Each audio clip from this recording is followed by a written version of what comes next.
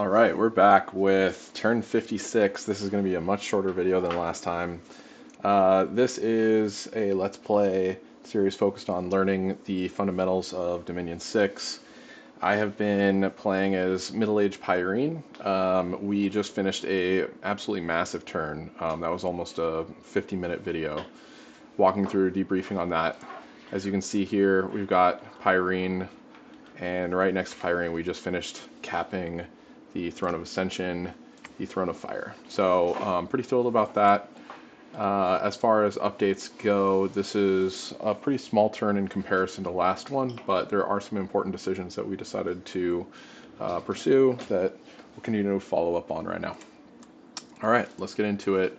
I'm going to put my notes side by side here so I can just refer to that. Let's see. Let's go ahead and slim this down. Everyone can, so now you can see it. All right, there you go. All right, so first things first, let's go through the messages.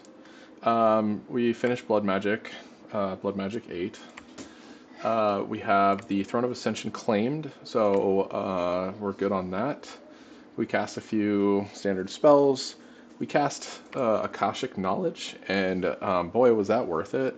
We found 4 magic sites. We're going to take a look at all of those right now. You can see site searching is complete on Vocan, 9s across the board. Oh, why does this have a laboratory on it? Did I build a laboratory on that? I guess so. I can't hear it. Wow, these mages are so good. Oh man.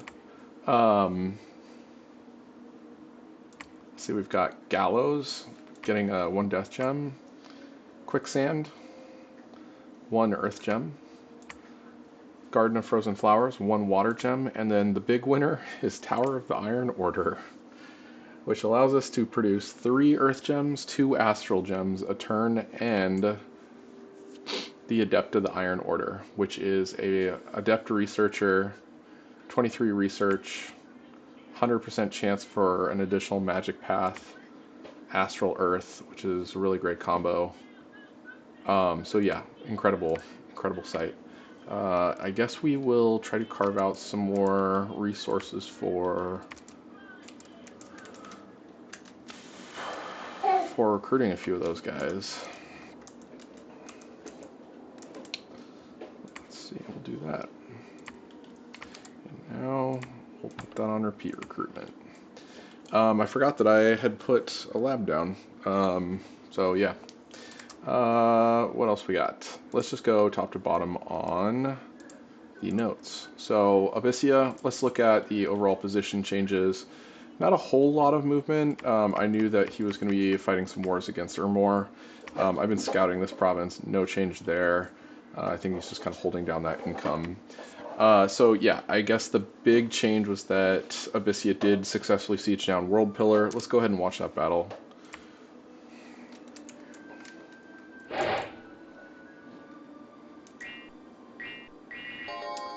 Iron Skin, Group Bark Skin, Quickness, Divine Blessing. So just standard stuff. We'll go ahead and turn on grids and colors.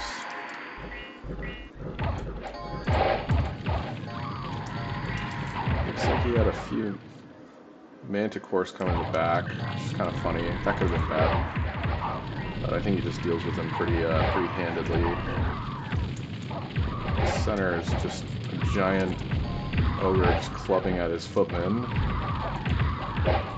And although it looks like he attritions a lot, he's actually just attritioning the infantrymen. He's not attritioning any sacreds, which isn't the best. So we'll let that run. You can see the fight's pretty well over.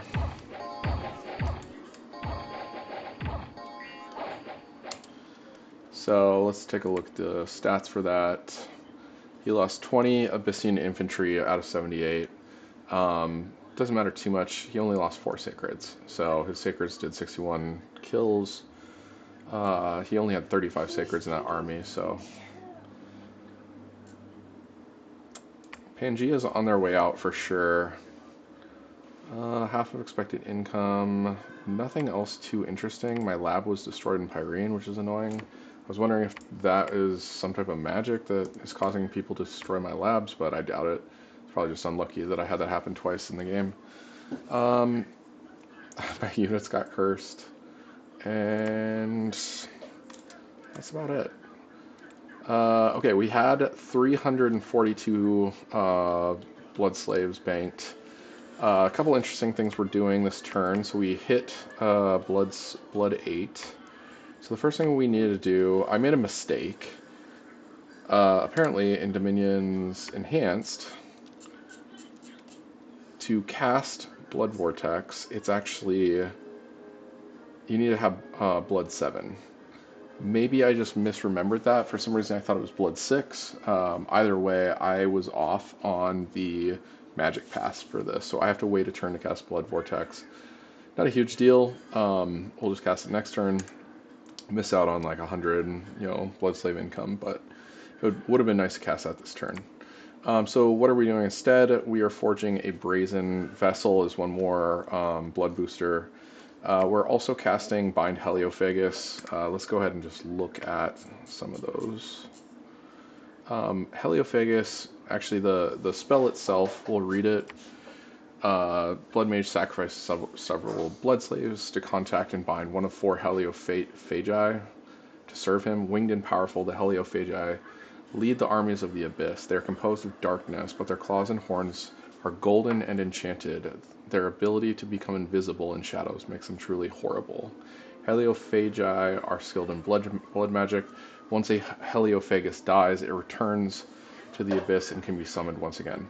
So my hope is in I think there's 4 total Heliophagi, whatever. The hope is that I get the death magic one. But we'll really kind of take whatever we can get. I really want to try turning him into a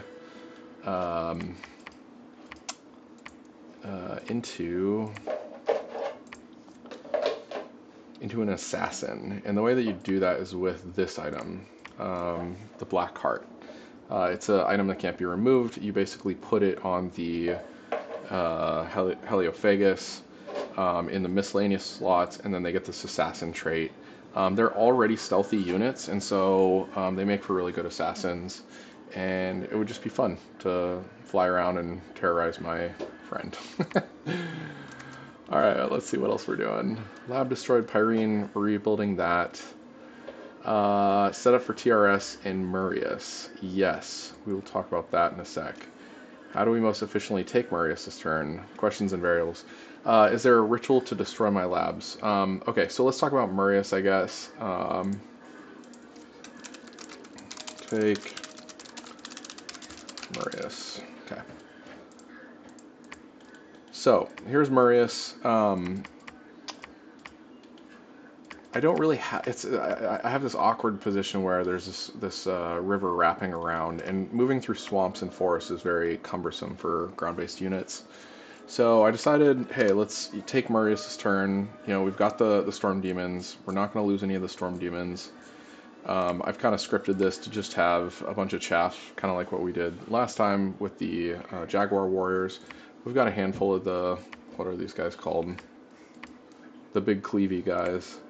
And then we have some extra Turtle Warriors, which, again, they're probably going to get burned down. My hope is that the Storm Demons just do their thing and just wipe them out pretty quickly, so we'll see. That's kind of the first big bet. The second big bet, I don't know what to call this. It's not a big bet. It's definitely a gamble. I really have no experience, and I always feel pretty uncomfortable going into the water. But I'm going to take 94 total footmen into the water, try to take this province. Now, the way that I can do this is with Sea King's Goblet, which has Triton's Grace. This is a battlefield-wide spell, so grants 2 reinvigoration and movement speed is doubled. My hope is that this helps me take this province, and I'm able to just kind of, steal this.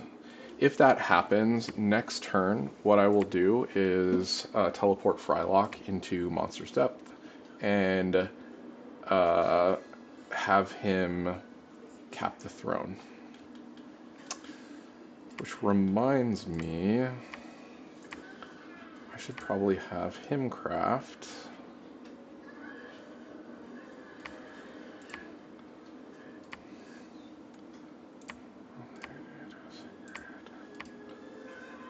Gift of water breathing. Oh wow, that's a permanent water breathing, huh? I should probably have been crafting those. I think this is a Dominion's Enhanced item. I don't know that I've ever seen this item before.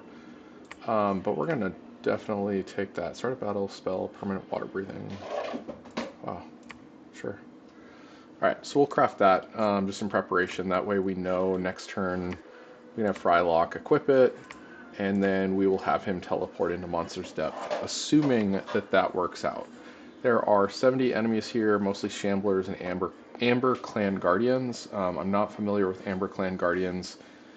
I looked them up on Dominion's Inspector. They looked strong. They have a range 4 trident and pretty good armor, but the Shamblers are not that good, so I hope that this just kind of works out, and, you know, we'll see. We don't need any of that. I think what we're going to do... I think we're going to do hold, and stay behind troops.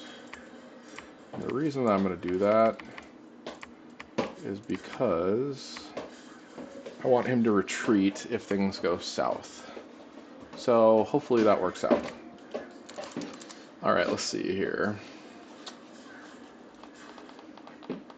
Water combat with footmen? Yeah, I guess the only thing to talk about is next turn, we need to get a Blood Vortex. I decided I'm just going to cast it in Jome. I feel like that's the safest thing to do. It's also representing the least amount of income for me in total, and this is really just, at this point, a strategic castle. So I think we're good on that. Nothing else jumping out. Chaka hasn't done anything. They've continued to amass units, so we'll see. Again, I'm just kind of holding down this fort. I don't think that this affects our path to victory. I'm trying to expedite the process and not drag this game out.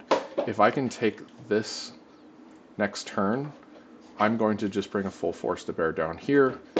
Abyssia is too wrapped up with their wars to contest that. So I am pretty confident at this point this is kind of going to be a bit of a march to victory, but we'll see. I think that's it. All right, this has been turn 56 of Skullclamp. We're on Middle Age Abyssia. See you in the next one.